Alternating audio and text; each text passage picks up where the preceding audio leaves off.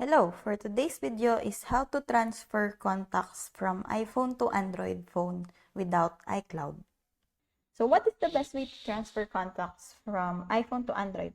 The process isn't as convoluted as it once was. I remember when we had to input all names, numbers, and other info manually.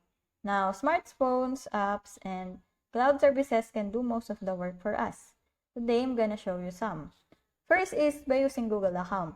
You'll need a Google account to use your Android phone. If you have yet to set up one, head to Google homepage, select sign in, click on create account, follow instructions.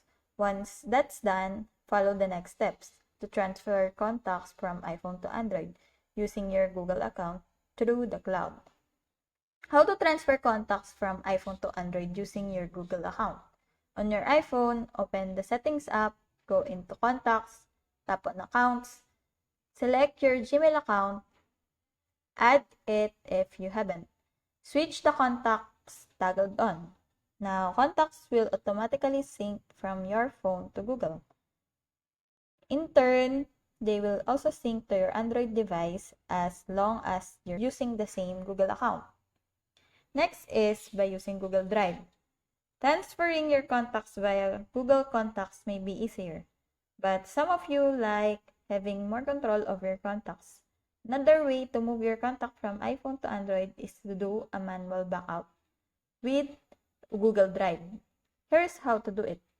How to transfer contacts from iPhone to Android using Google Drive. So, download the Google Drive app for iOS. Sign in and set up your Google Drive.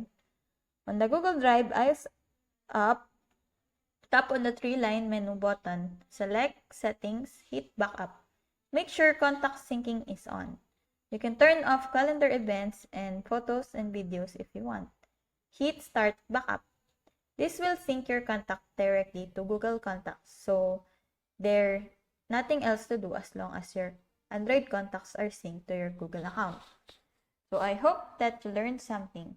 If you have any questions or comments, kindly put it in the comment section below, and if not, don't forget to subscribe and like. Thanks!